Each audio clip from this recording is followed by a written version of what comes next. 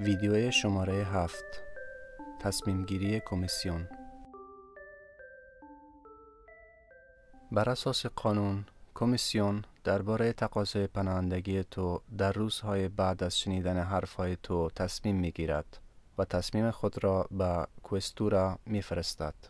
در صورتی که تعداد زیادی درخواست کننده پناهندگی باشند و یا کمیسیون باید مسائل پیچیده را ارزیابی کند، امکان دارد حتی 18 ماه را در بر گیرد.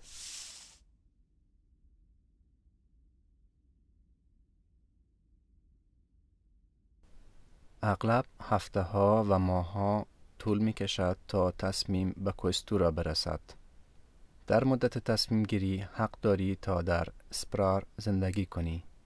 برای معلومات بیشتر ویدیوی شماره 5 سیستم پذیرش پناهجویان را تماشا کن.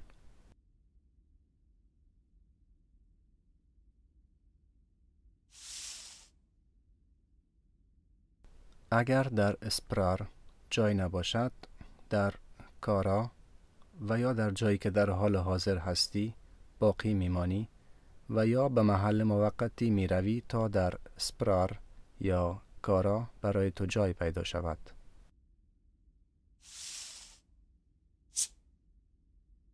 کمیسیون تصمیم گرفته شده را به کوئستورا می فرستد و کوئستورا به تو اطلاع می دهد.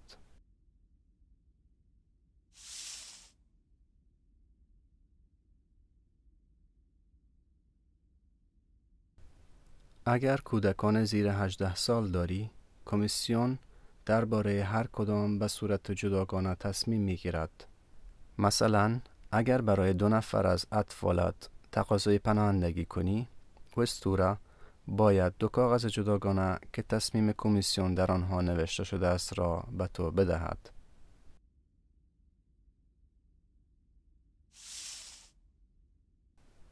کمیسیون می تواند درباره تقاضای پناهندگی تو تصمیم بگیرد یا تقاضای پناهندگی تو را غیر معتبر بداند. غیر معتبر بودن به این معنا است که 1. کشور دیگری به تو پناهندگی داده است و 2. تو برای دومین بار تقاضای پناهندگی می کنی بدون اینکه معلومات تازه درباره کشورت و یا داستان شخصیت را ارائه کنی.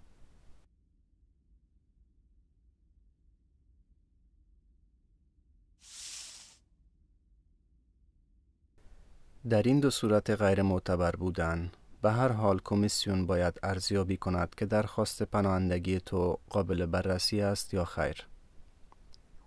در صورتی که یک کشور دیگر تو را به عنوان پناهنده شناخته است، کمیسیون به حرفهای تو گوش می دهد تا بفهمد آیا دلایل قابل توجیه برای درخواست کردن پناهندگی در ایتالیا را داری یا خیر.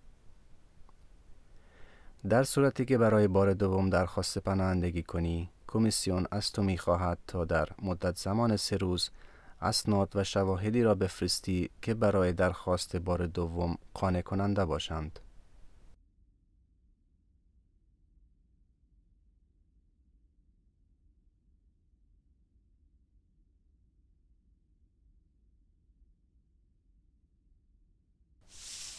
اگر کمیسیون تصمیمی درباره تقاضای تو بگیرد، می تواند 1.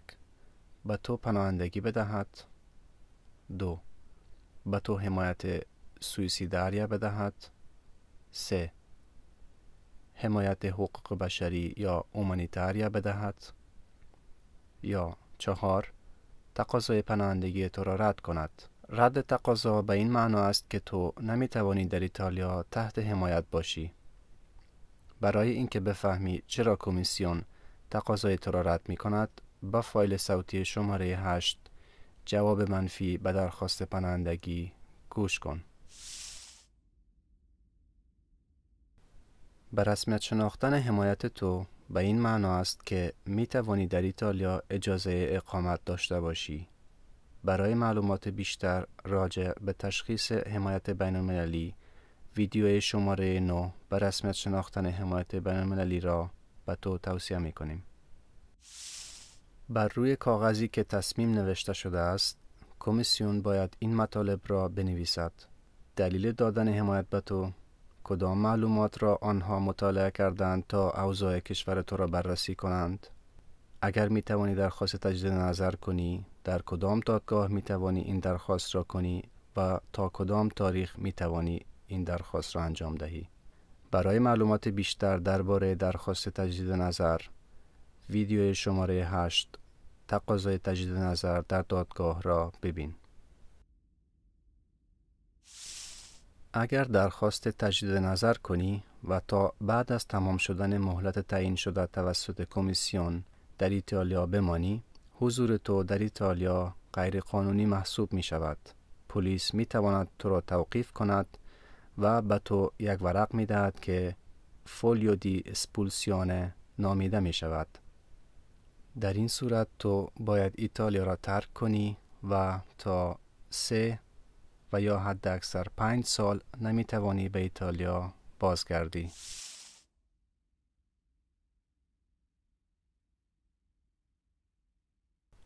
اگر زبان ایتالیایی را نمی فهمی، حق درخواست ترجمه مطالب نوشته شده در ورق داده شده را به یک زبانی که می فهمی داری.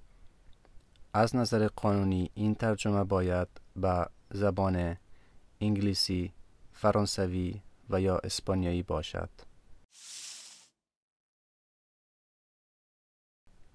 هنگامی که یک ورق اخراج دریافت می کنی، پلیس تصمیم می گیرد که تو را قبل از اینکه به فرودگاه برای اخراج از کشور ببرد، به یک مرکز چیه منتقل کند و یا اینکه به طور شخصی خودت ایتالیا را در مدت 7 تا 30 روز ترک کنی.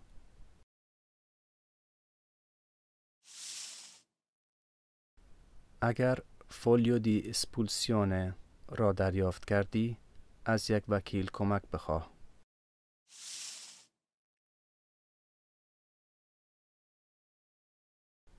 تو می توانی از پلیس بخواهی که در طی یک مدت معین ایتالیا را ترک کنی. در ایتالیا برنامه‌ای وجود دارد که به کسانی که می خواهند به کشورشان بازگردند اما پول ندارند کمک می کند. این پروگرام ریمپاتریو ولونتاریو اسیستیتو نامیده می شود که به معنای بازگشت داوطلبانه است. می توانی از کوستورا و دیگر اتحادیه های حقوق پناهندگان در مورد بازگشت داوطلبانه بپرسی. کوستورا و یا اتحادیه حقوق پناهندگان می تواند از سازمان بین‌المللی مهاجرت IOM بخواهد که بلیط برای تو بخرد و تو را به کشورت بفرستد.